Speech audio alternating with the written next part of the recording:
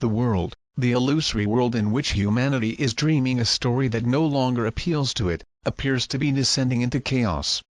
What is happening is that you are becoming aware of the insanity of your so-called civilized lives as you burn through the planet's non-renewable energy resources at a speed that is terrifying.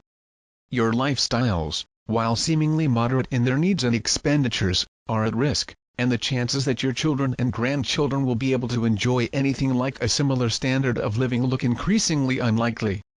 You appear to be caught between a rock and a hard place as you so often euphemistically describe what appear to be insurmountable difficulties. Maybe you comfort yourselves with the thoughts and the hopes that advances in new discoveries in technology will provide solutions to your innumerable problems. And yet your doubts and anxieties at times overwhelm you, as you remember that historically empires and civilizations have always collapsed, even as you hope that this one will, at worst, just gently decay, allowing a new and improved social, political, and business environment to seamlessly replace the present and sustainable one relatively painlessly.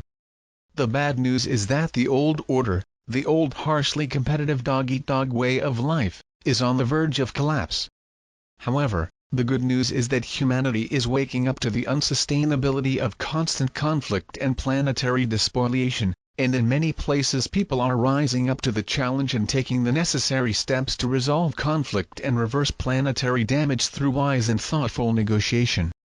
As a result, those callous military leaders who have for eons chosen to engage in preemptive wars, and their counterparts in business and politics, and even some religious leaders, no longer have a following of admiring disciples ready to continue engaging in policies that can clearly be seen to be at best unwise and at worst totally insane.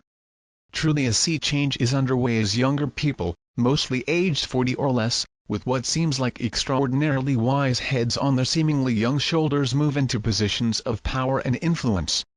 Many of you have for decades been holding the light and living kindly and compassionately, while forgiving those who have hurt or damaged you and holding the intent to refrain from judgment. This has fortified your personal energy fields, the fields of love in which every human is enfolded, and the upshot of those long-held intentions is humanity's collective decision to awaken. It has probably seemed at times that your loving intentions were having very little effect, but in fact it is because of those constantly held intentions through the decades, without any positive feedback apart from your own inner knowing, that has brought you so close to your inevitable awakening. Those of you over 60 years old, when you look back to your youth and the cultural environment in which you grew up, can see that enormous strides that have been made in reaching out to and assisting those in need. There is still quite a way to go, but progress to end poverty and all its associated ills is accelerating. Very few now blame the impoverished for being impoverished, whereas previously it was common to blame the poor while assuming they were lazy, lacked determination, and therefore deserved to be living in straitened circumstances. So, really, much has changed for the better in humanity's attitudes towards one another, and awareness is growing that your survival on Earth depends on your willingness to support each other instead of imperiously judging and finding fault with each other. The decision to awaken is solely humanity's. Many wise ones have incarnated over the eons to bring this fact to your attention, and they have succeeded. You were created free, and our loving source will never override your freedom. However, as long as you chose to play your game of separation and attack others who you saw as wrong or different, you were effectively closing your hearts and hiding from the infinite love that is constantly offering you the solace and comfort from within the center of your being that so many seek outside themselves. Going within, quieting your mind, and intending to feel God's love for you is the way forward along your individual paths of spiritual evolution. When you allow yourselves to know that you are divinely loved, you enable yourselves to see self-judgment, which is endemic, and start to forgive yourselves for all your faults and errors. As you do so, you quickly realize that there is nothing to forgive, that you were just unaware and that your seeming misbehaviors were but misguided attempts to find your way home.